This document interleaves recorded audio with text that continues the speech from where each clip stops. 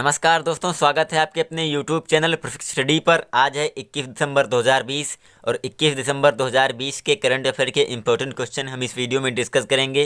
और आज के इस वीडियो की PDF फाइल आप इस वीडियो को डिस्क्रिप्शन लिंक से डाउनलोड कर सकते हैं और PDF आपको हमारे टेलीग्राम चैनल पर मिल जाएगी। टेलीग्राम चैनल का लिंक नीचे डिस्क्रिप्शन में दिया हुआ, आप वहाँ से ज्वाइन कर सकते हैं। तो चलिए वीडियो को स्टार्ट करते हैं। पहला क्वेश्चन है, हाल ही में गोवा मुक्ति दिवस कब मनाया गया है? तो अभी हाल ही में 19 दिसंबर को गोवा मुक्ति दिवस मनाया गया है। तो इस क्वेश्चन का डी ऑप्शन सही है। अब बात करते हैं गोवा मुक्ति दिवस की। तो गोवा मुक्ति दिवस उस दिन का प्रतीक है जब 1961 में पुर्तगाल के 450 वर्षों के शासन के बाद भारतीय सशस्त्र बलों ने गोवा को मुक्त कराया था। तो ये गोवा की आज़ादी का प्रतीक है और 1961 में पुर्तगाल से गोवा को आज़ाद किया गया था। किसके द्वारा? भारतीय सशस्त्र बलों के द्वारा। अब गोवा को आज़ाद किया था, बात करते हैं गोवा की।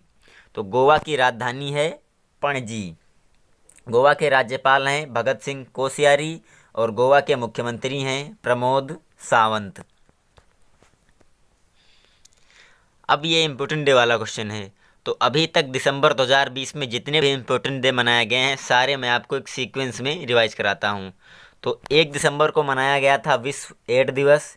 2 दिसंबर को मनाया गया था अंतर्राष्ट्रीय दास प्रथा उन्मूलन दिवस और 2 दिसंबर को ही मनाया गया था राष्ट्रीय प्रदूषण नियंत्रण दिवस और 2 दिसंबर को मनाया गया था विश्व कंप्यूटर साक्षरता दिवस और 4 दिसंबर को बनाया गया था भारतीय नौसेना दिवस।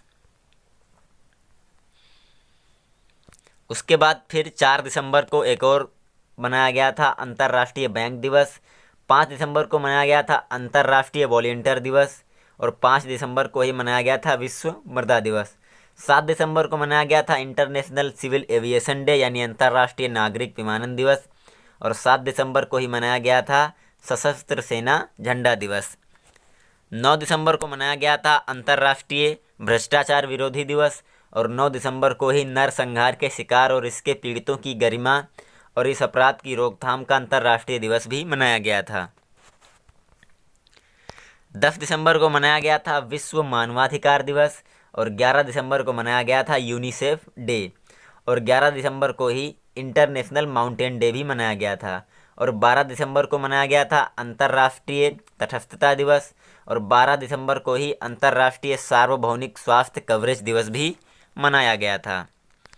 14 दिसंबर को मनाया गया था राष्ट्रीय ऊर्जा संरक्षण दिवस और 16 दिसंबर को मनाया गया था विजय दिवस और 18 दिसंबर को मनाया गया था अरबी भाषा दिवस और 18 दिसंबर को ही मनाया गया था अंतर्राष्ट्रीय प्रवासी दिवस और अभी 19 दिसंबर को मनाया गया है गोवा मुक्ति दिवस।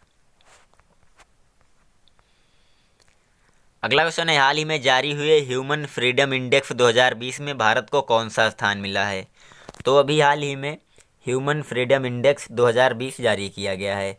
तो इसमें भारत को 111वां स्थान मिला है। तो इस क्वेश्चन का सी ऑप्शन सही है।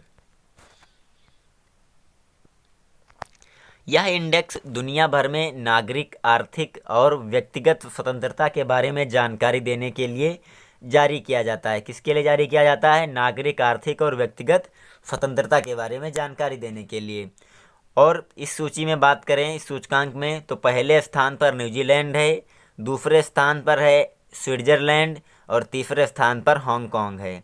और संयुक्त राज्य अमेरिका और यूनाइटेड किंगडम यानी ब्रिटेन इसमें 17वें स्थान पर है और भारत को 111वें स्थान पर रखा गया है।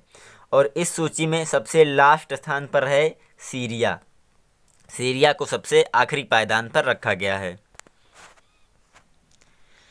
अब बात करते हैं मानव स्वतंत्रता सूचकांक की। तो इसको अमेरिकी थिंक टैंक कैंटो इंस्टीट्यूट और फ्रेजर इंस्टीट्यूट द्वारा कनाडा में प्रकाशित किया गया है।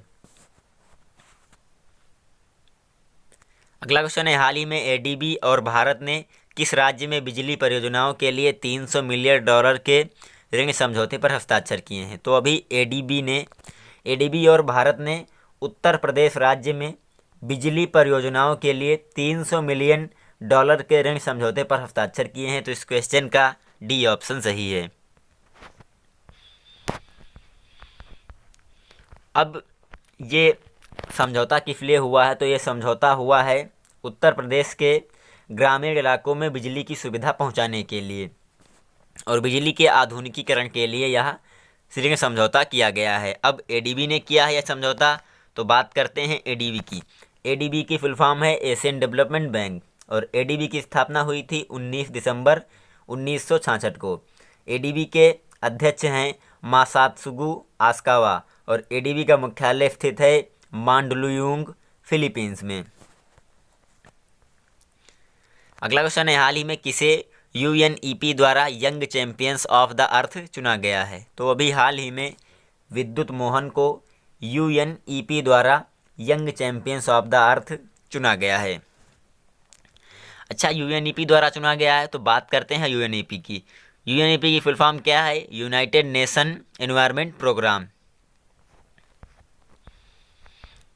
और यह पुरस्कार 30 वर्ष से कम आयु के 7 उद्यमियों को दिया जाता है जो कि पर्यावरण के क्षेत्र में अपना योगदान देते हैं, पर्यावरण को सुरक्षित बनाए रखने के लिए अपना योगदान देते हैं। उन्हें ही यूनाइटेड नेशन एनवायरनमेंट प्रोग्राम द्वारा young champions of the earth चुना जाता है। अगला क्वेश्चन है, हाल ही में किस देश के मोहम्मद आमिर ने अंतर्राष्ट्रीय क्रिकेट से संन्यास लेने की घोषणा की है? तो अभी हाल ही में पाकिस्तान के तेज गेंदबाज मोहम्मद आमिर ने संन्यास लेने की घोषणा की है, तो इस क्वेश्चन का डी ऑप्शन सही है। और उन्होंने संन्यास लेने के अपने फैसले के पीछे का कारण मैनेजमेंट द्वारा मानसिक यातना को बताया है। उन्होंने बताया कि उनको मानसिक यातना का शिकार बनाया जा रहा था, इसके चलते उन्होंने अंतर्राष्ट्रीय क्रिकेट से संन्यास ले लिया है। अगला क्वेश्चन है, हाल ही में आईसीआरए ने फाइनेंशियल ईयर 2021 में भारतीय अर्थव्यवस्था में कितने प्रतिशत तक की गिरावट का अनुमान जताया है? तो अभी हाल ही में आईसीआरए ने वित्त वर्ष 2021 में भारत की जीडीपी में यानी भारतीय अर्थव्यवस्था में 7.8% की गिरावट का अनुमान जताया है, तो इस क्वेश्चन का डी ऑप्शन सही है। घरेलू रेटिंग्स एजेंसी आईसीआरए रेटिंग्स ने चालू वित्त वर्ष की चौथी तिमाही में देश की अर्थव्यवस्था में तकनीकी मंदी आने की संभावना जताई है और इसीलिए उसने 7.8% तक की गिरावट का अनुमान जताया है। अब आईसीआरए की फुल फॉर्म है information and credit rating agency. अगला क्वेश्चन है, हाल ही में किसने 5 लाख तक का यात्रा कवर प्रदान करने के लिए साझेदारी की है? तो अभी हाल ही में एसबीआई जनरल इंश्योरेंस और इंटरसिटी रेल यात्री, इन दोनों ने मिलकर यात्रियों को 5 लाख तक का यात्रा कवर प्रदान करने के लिए साझेदारी की है, तो इस क्वेश्चन का सी ऑप्शन सही है, उपरोक्त दोनों।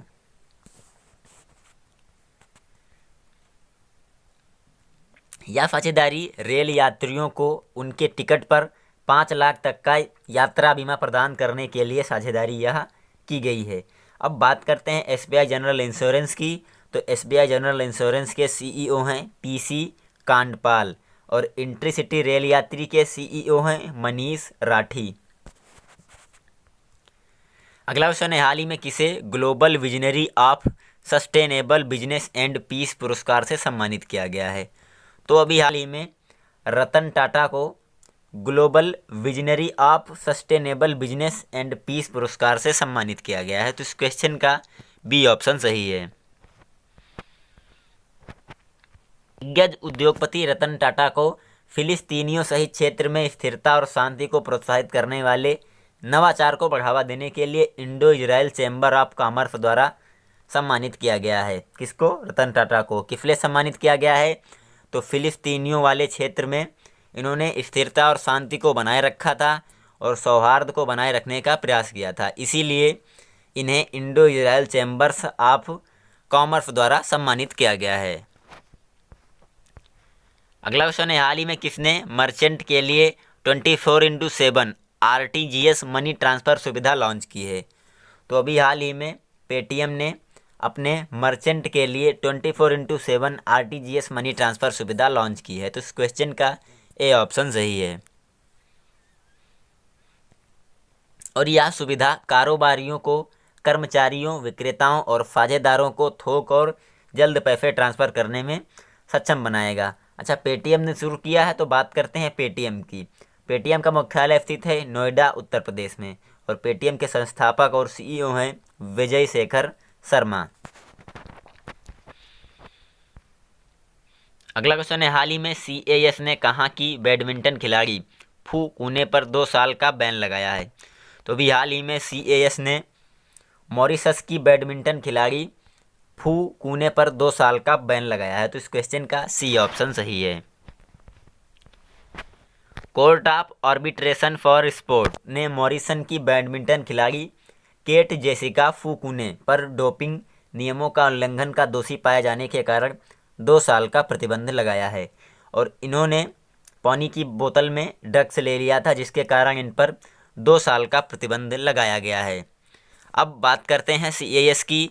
तो CAS की फुल फॉर्म है Court of Arbitration for Sport, और Court of Arbitration for Sport के अध्यक्ष हैं जॉन कोटस, और Court of Arbitration for Sport का मुख्यालय स्थित है लुसाने, स्विट्जरलैंड में। अगला क्वेश्चन है, हाल ही में RBI ने किस राज्य में स्थित अर्बन कोऑपरेटिव बैंक पर 50 लाख रुपए का जुर्माना लगाया है। तो भी हाल ही में RBI ने केरल राज्य में स्थित अर्बन कोऑपरेटिव बैंक पर 50 लाख रुपए का जुर्माना लगाया है। तो इस क्वेश्चन का ए ऑप्शन सही है। यह जुर्माना आय, पहचान और संपत्ति वर्गीकरण नियमों तथा कर्ज के प्रबंधन के मामले में निर्देशों का पालन नहीं करने को लेकर लगाया गया है। तो RBI ने लगाया है यह जुर्माना। तो बात करते हैं RBI की। RBI की स्थापना हुई थी 1 अप्रैल 1935 को कोलकाता में। RBI के गवर्नर हैं शक्तिकांत दास, और RBI का मुख्यालय स्थित है मुंबई में। लास्ट क्वेश्चन है, हाल ही में कहाँ 5,850 करोड़ रुपए के निवेश से मेगा लेदर पार्क स्थापित किया जाएगा। तो भी हाल ही में उत्तर प्रदेश के कानपुर में 5,850 करोड़ रुपए के निवेश से मेगा लेदर पार्क स्थापित किया जाएगा। तो इस क्वेश्चन का डी ऑप्शन सही है। और यह park mega leather park cluster project का हिस्सा है, जो 50,000 लोगों के लिए प्रत्यक्ष और अप्रत्यक्ष रोजगार पैदा करेगा। और कानपुर में इस मेगा लेदर क्लस्टर के साथ उत्तर प्रदेश लेदर पार्क स्थापित करने वाला देश का पहला राज्य बन जाएगा। तो देश में पहली बार हो रहा है लेदर पार्क की स्थापना, और उत्तर प्रदेश लेदर पार्क की स्थापना करने वाला पहला राज्य बन जाएगा। अच्छा, उत्तर प्रदेश में बनेगा तो बात करते हैं उत्तर प्रदेश की। उत्तर प्रदेश की राजधानी है लखनऊ। उत्तर प्रदेश के राज्यपाल हैं आनंदीबेन पटेल, और उत्तर प्रदेश के मुख्यमंत्री हैं योगी आदित्यनाथ। तो ये वीडियो पे ख़त्म होती है। हम उम्मीद करते हैं आपको वीडियो पसंद आई होगी। अगर ये वीडियो आपको पसंद आई हो, यूजफुल लगी हो, तब आप इस वीडियो को लाइक और शेयर कीजिए। और अगर आप इस चैनल पर नए हैं तो चैनल को सब्सक्राइब कर लीजिए। आपको इस चैनल पर डेली करंट अफेयर की वीडियो और जनरल नॉलेज की वीडियो और डेली वोकाबुलरी की वीडियो मिलती रहेगी। तो आप इस चैनल पर निरंतर बने रहिए। चैनल को सब्सक्राइब करके रखिए और बेल आइकन को प्रेस कर दीजिए, ताकि जैसे ही हम वीडियो अपलोड करें आप तक नोटिफिकेशन तुरंत ही पहुंच जाए। Thanks for watching.